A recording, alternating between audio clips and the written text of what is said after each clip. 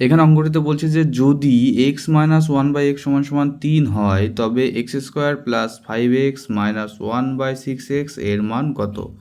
আমার মান দেওয়া আছে এক্স মাইনাস 1/x সমান সমান 3 দেওয়া আছে, আমাকে মান বের করতে হবে x square plus 5x minus 1/6x এর মান বের করতে হবে। তো চল অঙ্কটি করে দেখি।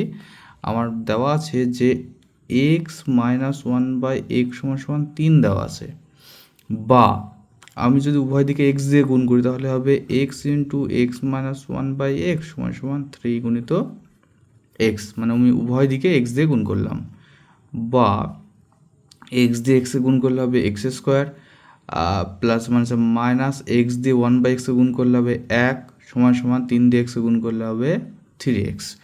অতএব আমি কি পাচ্ছি, অতএব পাচ্ছি যে এক্স স্কোয়ার মাইনাস 1 সমান সমান 3x পেলাম।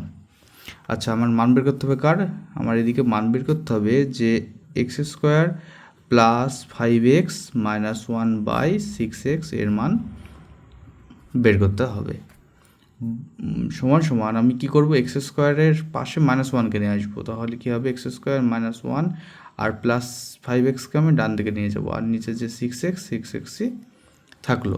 আমি এক্স স্কোয়ারের পাশে মাইনাস ওয়ানকে নিয়ে আসলাম এই জন্য কারণ আমি এখানে এক্স স্কোয়ার মাইনাস ওয়ানের মান পেয়ে গেছি 3x। তাহলে কী করবো, আমি এক্স স্কোয়ার মাইনাস ওয়ানের জায়গায় লিখবো 3x প্লাস 5x/6x। এখানে লিখে দেবো যে যেহেতু আমি এক্স স্কোয়ার মাইনাস 1 সমান সমান পেয়েছি আমি 3x, এই যেখানে আমি তার মানটা বের করেছি, তাহলে উপরে কী হবে 3x আর 5x, তাহলে হবে 8x/6x।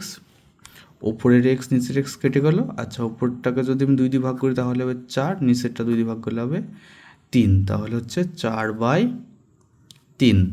4/3 মানে হচ্ছে 1/3 উত্তর।